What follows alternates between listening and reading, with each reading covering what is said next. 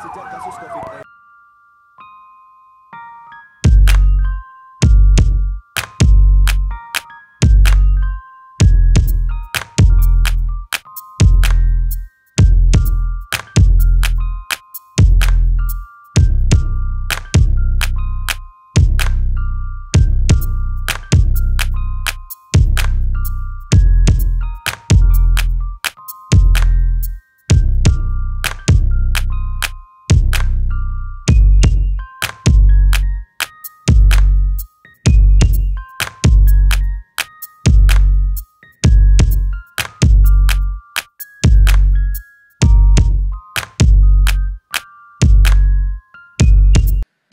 Assalamualaikum warahmatullahi wabarakatuh. Om Swastiastu, Namo Buddhaya, salam kebajikan, salam sejahtera bagi kita semua.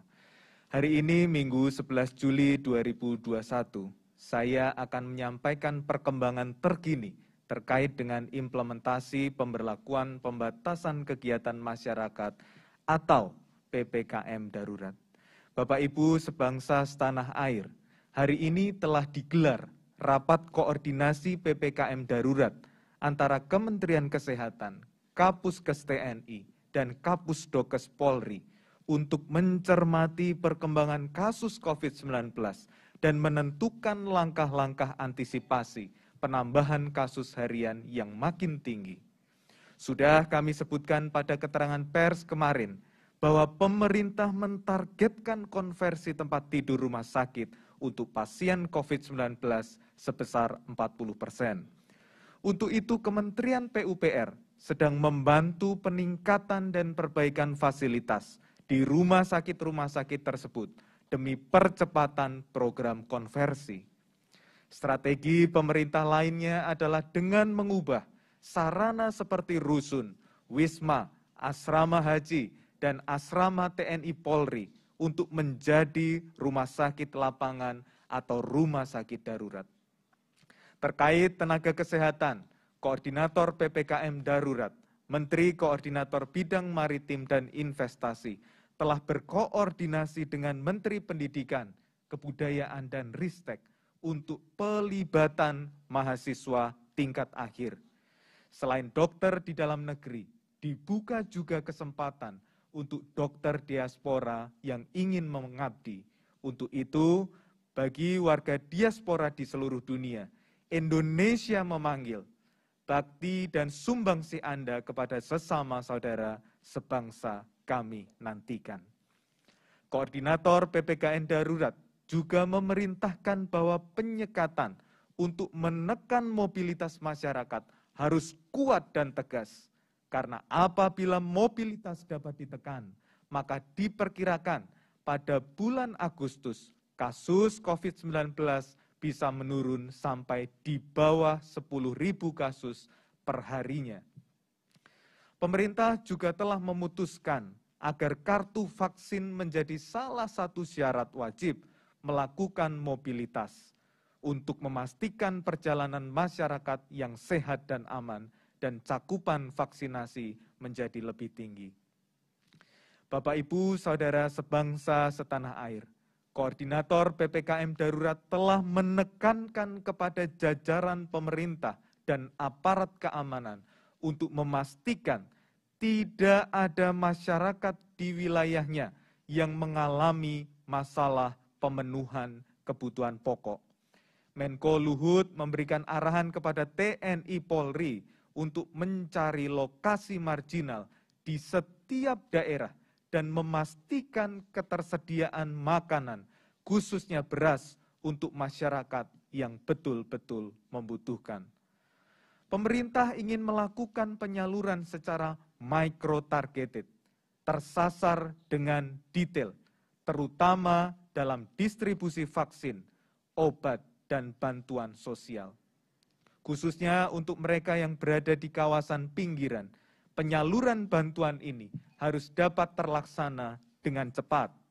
Rakyat Indonesia tidak ada yang akan dibiarkan sampai tidak bisa makan. Menteri Sosial akan menyalurkan bantuan sosial beras melalui Bulog.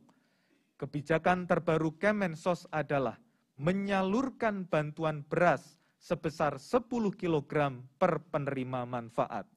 Penyaluran bantuan dilakukan melalui jaringan perum bulog yang tersebar di seluruh tanah air.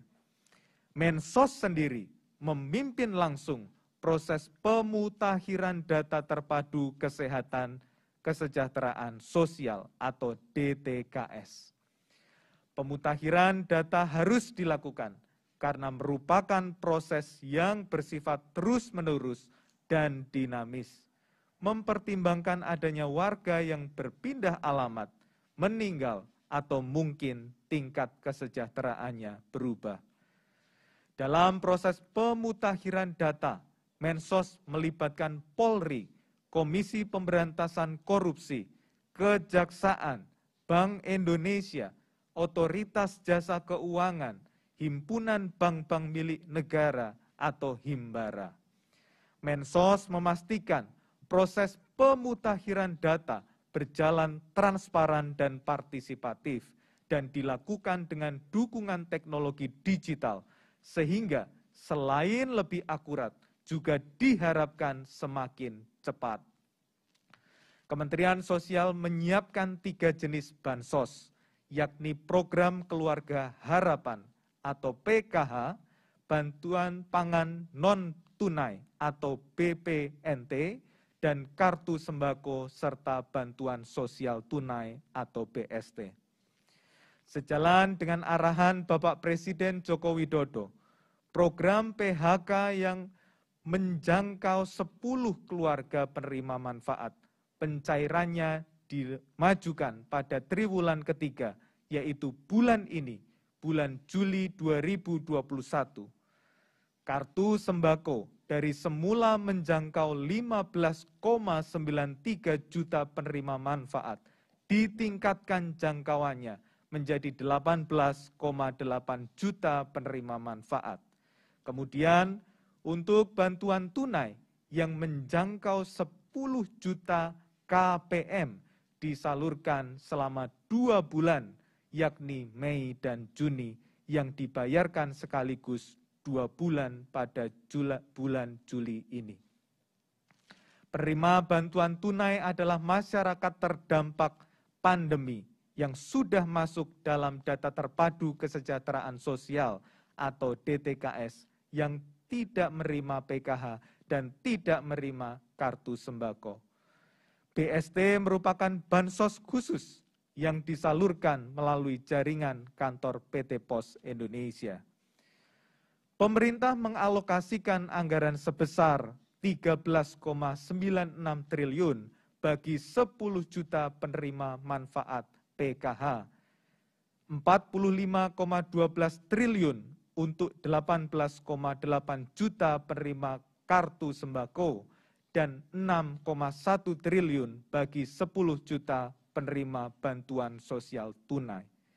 Kemensos RI juga mengaktifasi dapur umum, menyediakan makanan siap saji untuk disalurkan dalam rangka mencukupi kebutuhan makanan bagi tenaga kesehatan dan petugas penjaga penyekatan PPKM di sekitar DKI dan wilayah penyangga.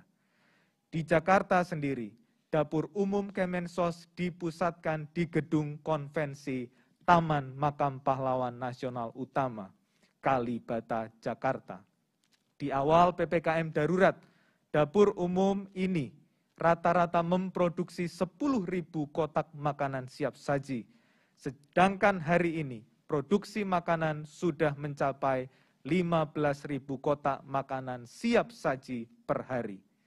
Selain di Jakarta, Kemensos juga telah mendirikan dapur umum di mana PPKM darurat diberlakukan, seperti di Kota Surabaya, Kota Bandung, Kota Surakarta, Kabupaten Bogor, Kabupaten Sleman, dan Kota Denpasar.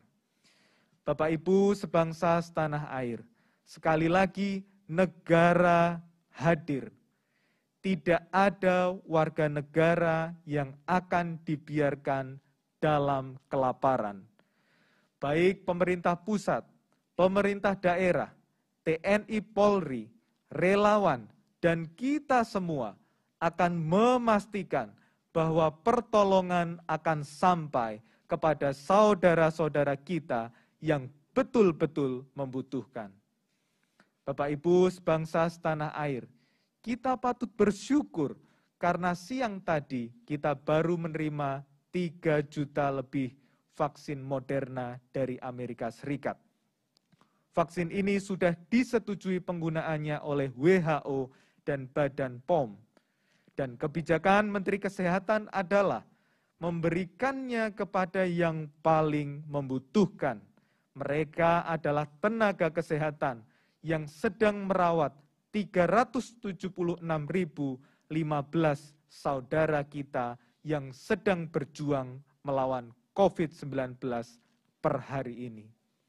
Meskipun 100% tenaga kesehatan sudah menerima dosis lengkap, namun perlindungan tambahan ini membuat mereka akan semakin semangat meningkatkan angka kesembuhan.